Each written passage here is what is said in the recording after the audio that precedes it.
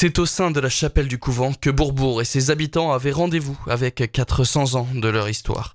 Cette exposition est consacrée à la vie des Capucines depuis la création de cet ordre et sur son expansion. Dans les objets un peu d'exception, on peut dire, il y a déjà une belle bibliographie, parce qu'à l'époque, il faut savoir qu'elles ont commencé tout de suite à écrire leur histoire. Alors, écrire l'histoire, c'est un petit peu les histoires du quotidien, mais c'est aussi écrire des constitutions, c'est écrire un règlement, c'est des trucs, il faut lire ça, voir un peu comment elles se mortifiaient. Voilà leur vocabulaire. Elles avaient, en tant que pénitente, le devoir de se mortifier. À la base de ce couvent, Madame Taffin, elle et son mari étaient issus de 2 familles nobles. Et en réalité, c'est un très beau couple, c'est 2 familles nobles qui s'unissent et ils avaient énormément de relations à cette époque-là.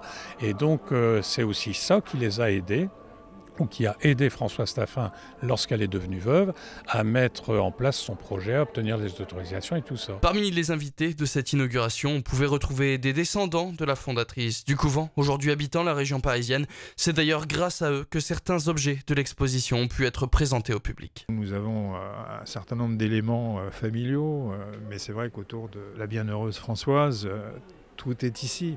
Nous avions demandé à Bénédictine de Visques de nous prêter le tableau de cette illustre ancêtre, et quelle n'a pas été notre grande surprise quand les sœurs ont commencé, sous notre insistance et avec leur grande gentillesse, à nous ouvrir leur trésor, eh bien de découvrir qu'il y avait ici 9 portraits magnifiques. On a eu un peu de mal à les pousser, à faire partager ces magnifiques découvertes, et je crois que les Bourbourgeois qui sont venus ici nombreux ce soir eh bien, apprécie ce geste. Et je pense que ce jubilé, c'est un témoignage de 400 ans d'un fil historique. Et c'est aussi un renouveau et un gage de continuité. Maintenant, on va essayer de préparer les 500 ans.